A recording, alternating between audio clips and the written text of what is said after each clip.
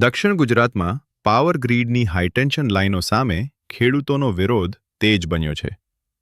12 ફેબ્રુઆરી 2026ના રોજ સુરતમાં ખેડૂત મહારેલીનું આયોજન કરાયું છે. અઠવા લાઇન્સથી કલેક્ટર કચેરી સુધી યોજાનારી રેલીમાં સુરત, ભરૂચ, અંકલેશ્વર, નવસારી અને વલસાડ જિલ્લાના 5000થી વધુ ખેડૂતો જોડાવાની શક્યતા છે. ખેડૂતોનો આક્ષેપ છે કે 1885ના જૂના અંગ્રેજી કાયદા આધારે જમીન સંપાદન થઈ રહ્યું છે અને યોગ્ય વળતર આપવામાં આવતું નથી.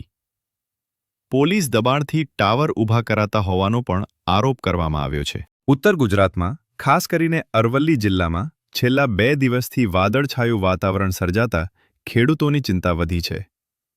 માવઠા કે ભેજના કારણે ઊભા પાકને નુકસાન થવાની ભીતિ વ્યક્ત થઈ રહી છે. આ વર્ષે જિલ્લામાં 51,549 હેક્ટરમાં ઘઉંનું રેકોર્ડ બ્રેક વાવેતર થયું છે. જો હવામાન બગડશે તો ઉત્પાદન ઘટવાની શક્યતા છે, જેના કારણે ખેડૂતોને મોટો આર્થિક ફટકો પડી શકે છે. હાલ ઘઉંનો ભાવ પ્રતિ ક્વિન્ટલ 500 રૂપિયાથી 600 રૂપિયા વચ્ચે છે, પરંતુ સિઝનમાં તે ઘટીને 400 રૂપિયા સુધી જવાની આશંકા ખેડૂતો વ્યક્ત કરી રહ્યા છે.